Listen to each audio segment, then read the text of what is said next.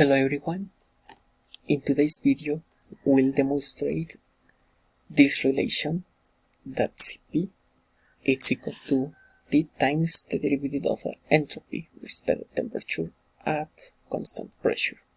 So let's get started. First of all, we must write the first law of the thermodynamics. This is present over here. du is equal to delta Q plus delta W. In this case, we can replace the expression for delta W for this other equation. We'll got that du is equal to delta T minus P times dV. And let's go solving for delta Q. Delta Q is equal to du plus P times dV. So just this term that is subtracting this side, pass to the other side with positive sign. And dividing the last equation by dt and keeping constant pressure, we'll get this other expression. dq in dt it's equal to du in dt plus t times dv in dt. In this step, we must remember that by definition, the derivative of Q with respect to temperature at constant pressure is equal to Cp.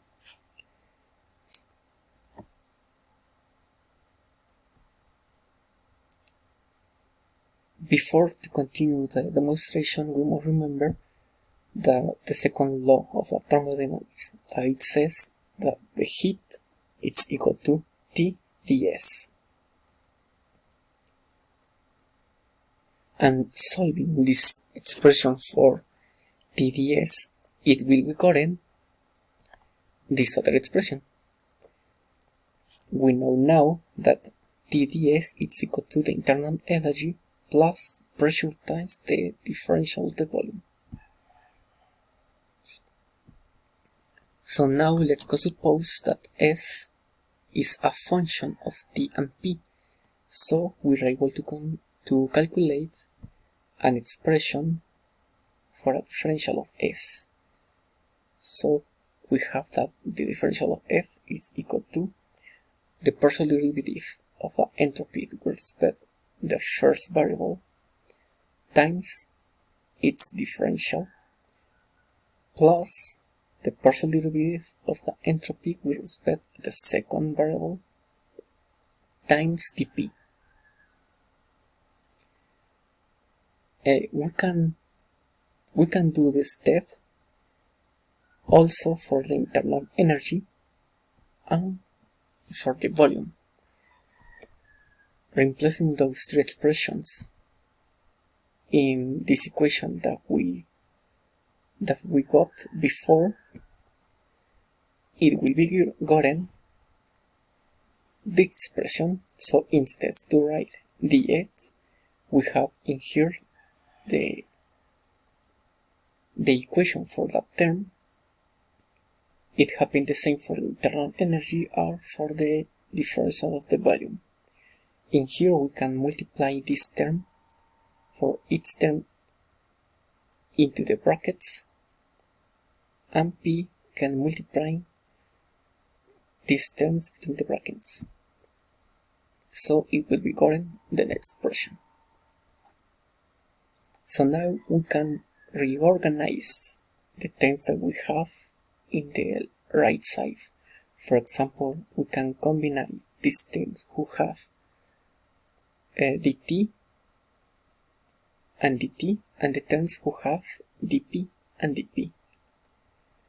The left side is exactly the same. We have those expressions reorganized. So now we must remember the equation that we wrote before. This term between brackets is equal to dq dt, but that expression is equal to Cp. So that means that we can replace this expression between brackets just by Cp.